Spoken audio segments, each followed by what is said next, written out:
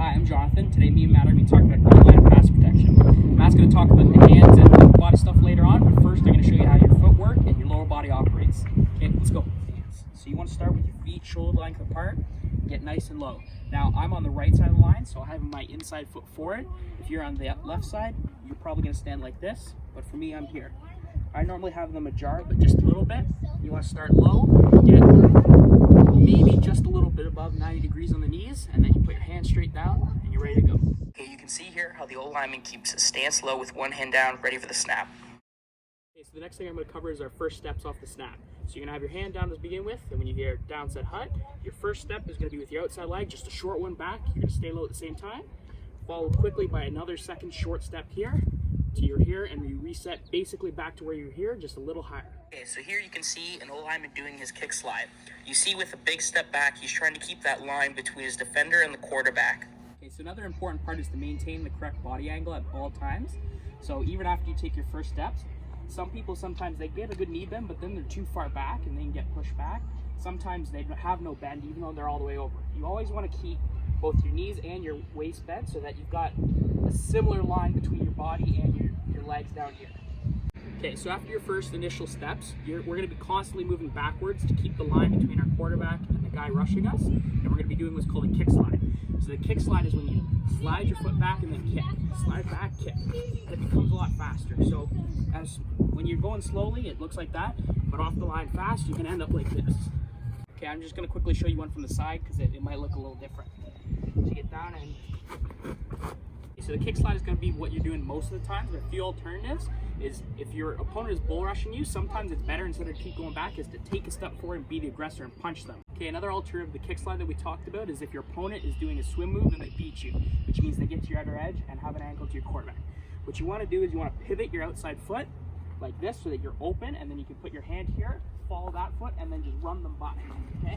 You can't just keep backing up because if they've already beat your edge and you just keep going, they'll run around you straight to your quarterback. Okay, other than those two times, mostly you're going to be doing the kick slide as we talked about. One of the important things is you're backing up. If your defender's coming at you, you want to know where your quarterback kind of is in your pocket. You want to draw a line between the attacker and the quarterback. Try and stay in that. Whether that means you move more straight back or you have to curve it inside, you'll see. But it looks like this, right? So if my guy's here, my quarterback's here, I want to stay in that line and just follow wherever he's going so that he never has a direct line. Hi, I'm Matt, and I'm going to be teaching you about O-line upper body work and hand placements today. Let's get started. Okay, so for the first step, we're going to make sure our chest is up, shoulders back, and make sure your hands are up around nipple height, and your head is up, always looking at the target. Okay, so here you can see how his chest is up, his hands are just getting up, and he's ready to make his initial attack. Okay, so after you mastered that, the first step a defender is going to do is the bull rush. So the bull rush is where the defender will rush at you, just trying to bull rush you back so you get off balance.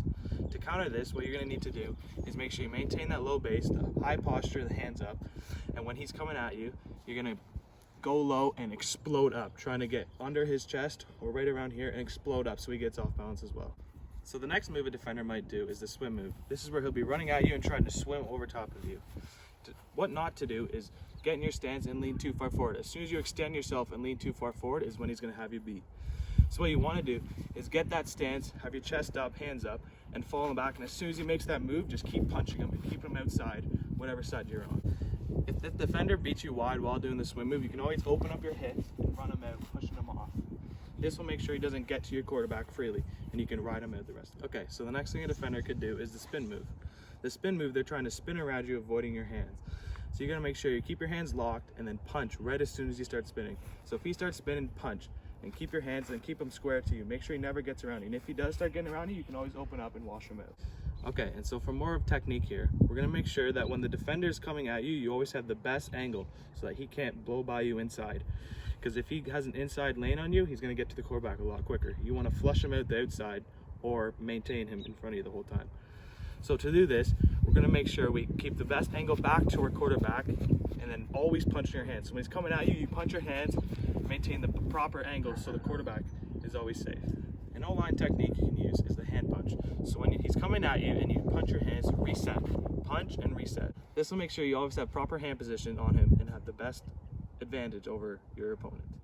Here the O-lineman has a firm grip of his pads, and if his hands were to be overtaken, he would reset and punch right back. Okay, so these are me performing these tasks in game. This guy tries to beat me outside, but I get a firm grip and keep pushing him back. This guy here tries to swim move me, but as you can see, I push and punch really hard so he falls over. This time it's a run block, so I have to get the linebacker and I get a firm grip and push him back and reset my hands last second when he overtakes me. And that was the footwork, handwork, and upper body work of the O-line position. Thank you for watching.